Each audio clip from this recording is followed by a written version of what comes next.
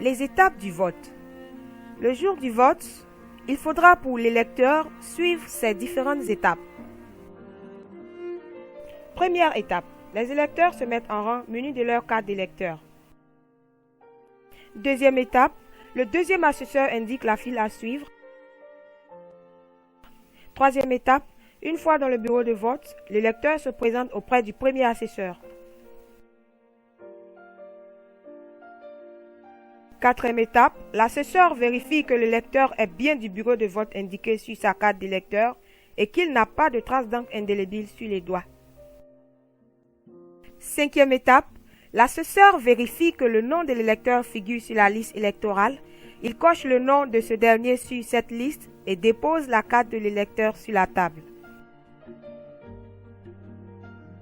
Sixième étape, l'assesseur oriente l'électeur ensuite vers le président du bureau de vote qui remet à ce dernier un bulletin de vote préalablement plié.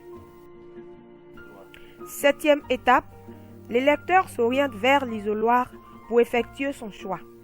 À cette étape, l'électeur choisit le seul candidat et marque clairement ce choix en mettant une croix au stylo ou en trempant le doigt dans l'encrier afin de la poser au milieu de la case réservée à le candidat de son choix.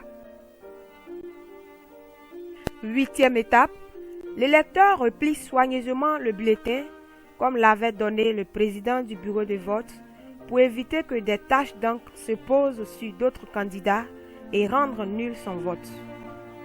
Neuvième étape, l'électeur doit se diriger vers l'urne. Il fait constater qu'il est porteur d'un seul bulletin et le dépose plié dans l'urne.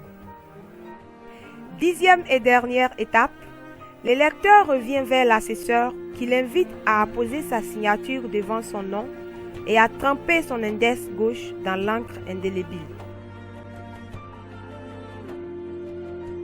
L'assesseur remet la carte d'électeur de celui-ci, marquée des mots à voter. Vous avez ainsi voté votre candidat. Alors, tous dans la paix, allons voter en octobre 2015.